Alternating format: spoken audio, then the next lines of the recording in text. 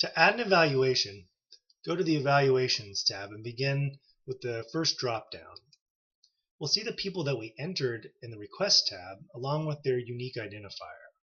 This person had a NAFIS number, so that's what's shown preceding the name.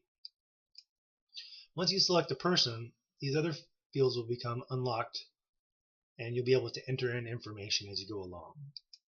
We're going to choose the first impression and we're going to associate an individualization to this individual.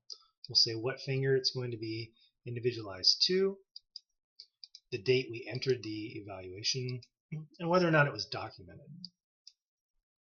Later on, when a verifier comes along and verifies the case, then they can indicate that they verified the impression here.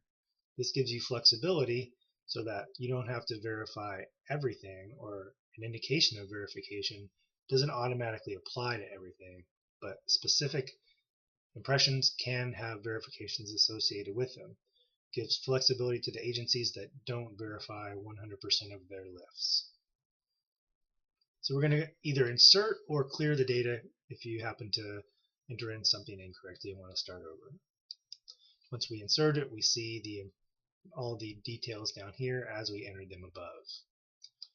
We'll go through and we'll notice now, after we select the same individual, that because we've entered an evaluation for the first impression, BB01A, that is no longer able to be selected from the drop-down. Select BB01B. We'll call this one an individualization as well, to a different finger. Enter the date. Indicate whether or not we've documented this, and insert it. Do the same thing for the last one. We'll call this one an exclusion. Because it's an exclusion, we don't indicate to what finger.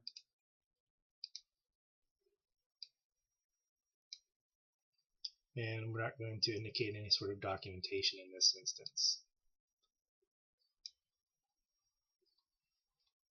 We now see, if we select the first individual, that there's nothing left to select, so we move on. We also notice now that we've selected the second individual, because these first two impressions were individualized, they're not available to be selected from the drop-down. We'll also notice that if we go back to the Impressions tab, we entered in 4 things, but only 3 things were able to be entered into the evaluations. That's because anything that has a no value assessment in the analysis phase is not able to be given a decision. So we're going to go ahead and select this one. We'll call this an exclusion as well.